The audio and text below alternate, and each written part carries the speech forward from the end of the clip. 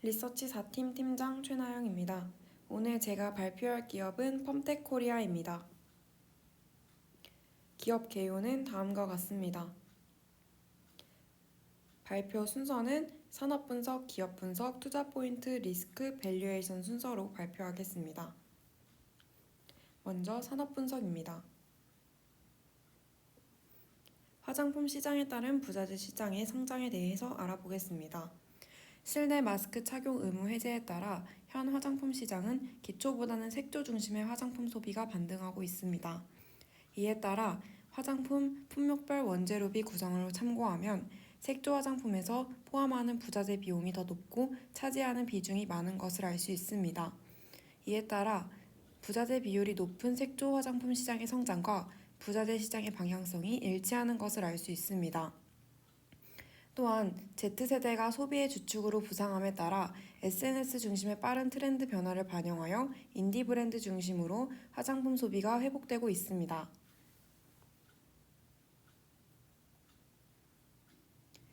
다음으로는 화장품 용기 사업의 특징과 경쟁력을 위한 조건에 대해 알아보겠습니다.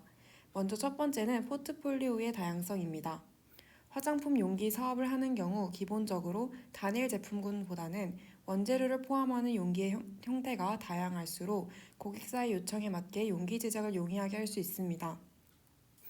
또한 두 번째는 고객사의 다양성입니다. 국내 화장품 용기 시장의 경쟁력이 치열해짐에 따라서 국내에만 치중하게 될 경우 수익률이 낮아질 수 있습니다. 따라서 화장품 매출이 전방 화장품 회사의 매출 추이를 따라가므로 해외 고객사도 적극 확대할 필요가 있습니다. 세 번째는 높은 기술력을 바탕으로 한 높은 진입 장벽입니다. 화장품 용기 사업이 높은 기술력을 필요로 하는 이유는 크게 두 가지 이유를 들 수 있습니다. 첫 번째는 적당한 내용품의 토출과 공기와의 차폐 기술이 중요하기 때문입니다. 또한 두 번째는 하자에 대한 높은 위험 부담 때문입니다. 소비자의 불만은 보통 이미 검증된 화장품의 내용품에서 나오는 것이 아니라 용기에서 발생하는 경우가 많습니다. 따라서 용기의 문제로 판정될 경우 용기 생산업체가 감당해야 하는 제품 전체의 매출과 운송료 등 청구 금액은 수정하기 어렵습니다. 그리고 그 크기 또한 상당하기 때문에 자본력이 약한 소형업체나 기술력에 확신이 없는 업체는 진입하기 어렵습니다. 마지막으로는 생산 능력입니다. ODM 산업의 특성상 설비와 기계적인 요인보다는 인력 배치나 작업 전환과 같은 인적 요인이 변수로 작용하기 때문에 업체별 캐파를 단순 비교하기보다는 업체별 생산 실적을 비교하는 것이 실질적인 캐파 비교에 가깝습니다. 이에 따라 생산 실적이 높은 기업이 고객사가 요구하는 양에 따라 적절히 생산할 수 있다고 할 수 있습니다. 다음으로는 용기 밸류체인 및 금형의 종류에 대해 알아보겠습니다. 먼저 금형은 같은 모양의 제품을 대량으로 생산하기 위해 사용되는 금속 틀입니다. 용기의 밸류체인은 크게 금형 선택, 금형 제작, 후가공 조립, 품질 관리로 나눌 수 있습니다. 이때 금형은 두 가지로 나눌 수 있습니다. 첫 번째는 프리몰드, 두 번째는 고객사 몰드입니다. 먼저 프리몰드 같은 경우는 기존 생산업체가 보유하고 있는 금형 제품을 사용하는 방법이고, 고객사 몰드는 제품의 차별화나 상용성에 맞추어 의뢰 고객사 전용으로 금형을 제작하는 방법입니다. 다음은 각 금형에 따른 장단점입니다. 프리몰드의 경우 이미 보유하고 있는 금형을 바탕으로 제작하는 것이기 때문에 금형을 개발하는 시간이 들지 않거나 적게 걸립니다. 반면 고객사 개발 금형의 경우 디자인, 설계, 개발, 테스트하는 과정이 시간이 굉장히 많이 소요되기 때문에 개발 시간이 많이 들게 됩니다.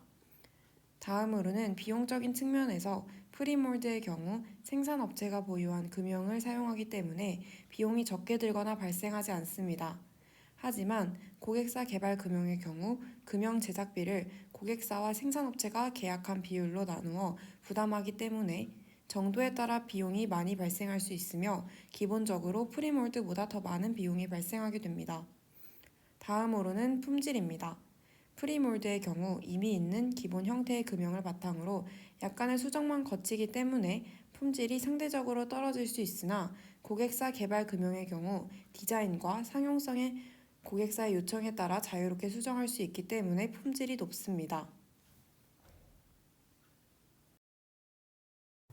다음으로는 기업 분석입니다. 먼저 동사의 사업 구성에 대해 알아보겠습니다. 사업은 크게 화장품 용기와 건강기능식품 사업으로 나눌 수 있습니다. 이때 화장품 용기 사업은 펌프 사업부와 튜브 사업부로 구분지을 수 있습니다. 사업별 매출액 비율을 보면 화장품 용기가 95.3%로 동사의 매출액 대부분을 차지하고 있습니다. 다음으로는 펌프 사업부에서 용기별 매출 비중을 보면 펌프 및 용기류가 53%, 콤팩트류가 24%, 스포이드류가 10%, 스틱류가 10%, 펌프 튜브류가 4%로 비중을 차지하고 있는 것을 알 수 있습니다. 이때 용기별 매출 추이를 보시면 다른 용기보다 20% 수준으로 이익성이 더 좋은 스틱형 용기를 중심으로 매출이 발생하고 있는 것을 알 수 있습니다. 다음으로는 R&D 연구 개발 상황입니다. 화장품 용기 사업 후발주자로서 동사는 설립 초기부터 많은 연구 개발을 위해 노력하였습니다. 또한 최근에는 글로벌 고객사 확대 목표에 걸맞는 친환경 제품 개발을 위해서 노력하고 있습니다. 다음은 공장 및 가동률입니다. 동사의 공장은 크게 세 가지가 있습니다. 또한 가동률은 경쟁사와 비교했을 때도 가동률이 훨씬 더 높고 가동률이 꾸준히 유지되고 있는 모습을 볼 수 있습니다. 다음으로는 투자 포인트입니다. 투자 포인트 첫 번째는 프리몰드 방식 중심의 높은 영업이익률입니다.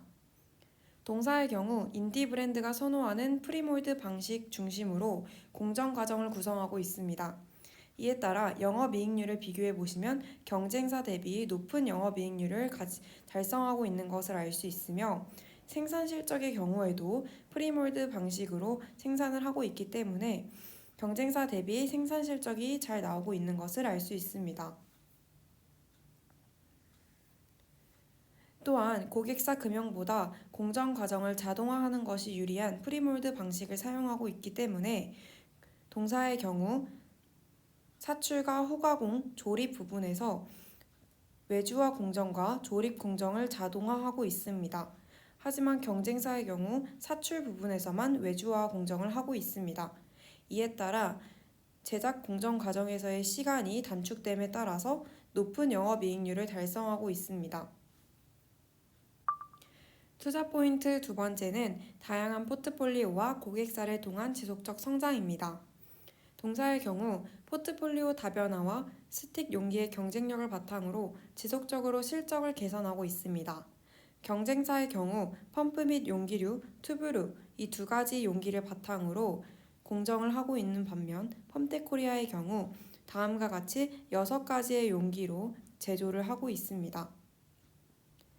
이에 따라 펌프형이 영업이익률 10% 초중반인 것에 비해 스틱형은 20% 수준으로 이익성이 훨씬 더 좋고 새롭게 트렌디한 제품을 계속 생산해내는 유행에 맞춰진 공정 과정에 따라서 동사의 경우 경쟁사에 비해 다양한 국내외 고객사 유치가 가능하기 때문에 다양한 포트폴리오가 동사에게 다양한 고객사를 제공하는 등 선순환을 이루고 있습니다.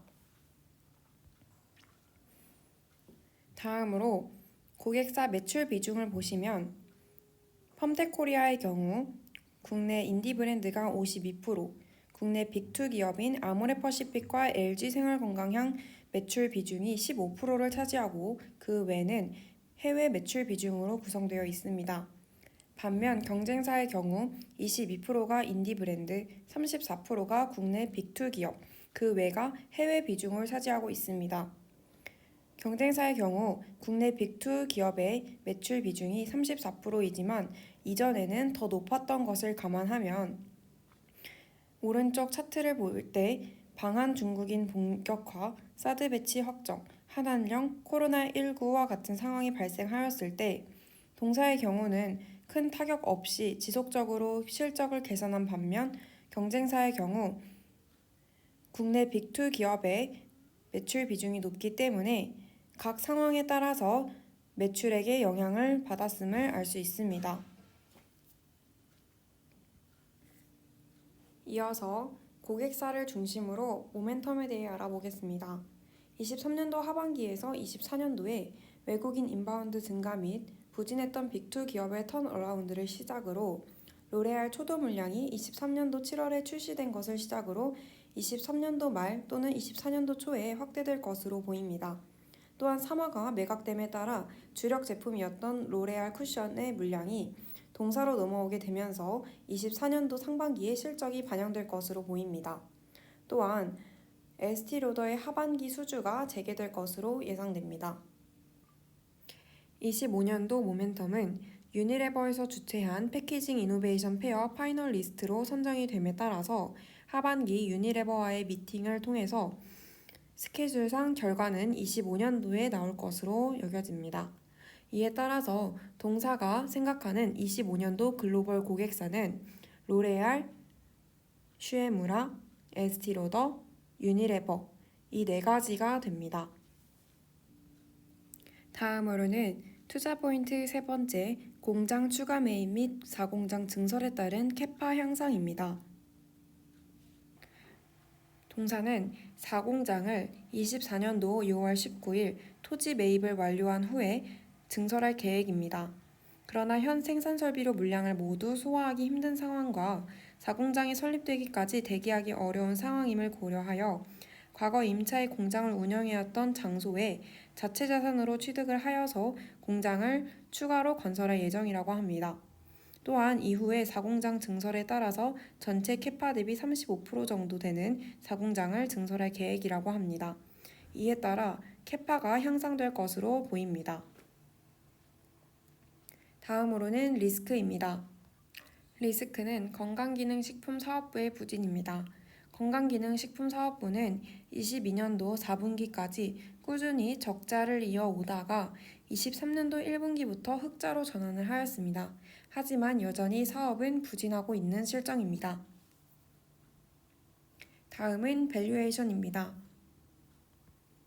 이에 따라 2023년도 매출액은 상반기, 하반기로 나누어서 상반기의 경우 4가지 고객사로 나누어서 국내 빅2 고객사, 인디브랜드 고객사, 일본 외 고객사로 나누어서 구했습니다. 또한 하반기 역시 마찬가지로 국내의 경우 빅2 고객사, 인디브랜드 고객사, 수출의 경우 일본 고객사, 일본 외 고객사 4가지로 나누어서 더하였습니다. 여기에 부국 TNC의 매출액을 더하여 총 예상 매출액은 2,830억 원이 나왔습니다. 2023년 매출 원가는 제품별 매출 비중을 예상하여 계산하였습니다. 2022년부터 2023년도 상반기까지 매출액에서 차지하는 제품의 비중의 평균값과 선호하는 제품군의 비중을 추가하여 기존 매출액 대비 매출 원가 비율 78%를 적용하여 계산하였습니다. 계산한 결과 매출 원가는 2,185억 원이 나왔습니다. 또한 23년도 판관비는 매출 총이익이 2,830억 원에서 2,185억 원을 뺀 645억 원이기 때문에 여기에 3년 평균 9%를 적용하여 구하였습니다. 영업 외 손익 같은 경우는 4년치의 평균인 0이 나왔고 법인세는 21.55%를 적용하였습니다. 또한 당기 순이익은 이에 따라 281억 원이 나왔습니다. 24년도 역시 같은 방식으로 계산을 하였습니다.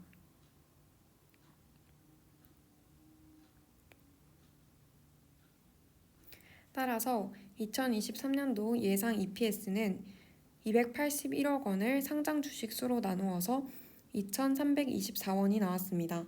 타겟퍼는 오늘 기준인 퍼와 차트상 고점임을 감안하여 보수적으로 0.9를 곱하여 13.84가 나왔습니다. 이에 따라 상승 여력은 17.6%로 투자 의견 바이를 제시합니다. 2024년의 예상 EPS는 317억 원을 상장 주식 수로 나누어서 2,625원이 나왔습니다.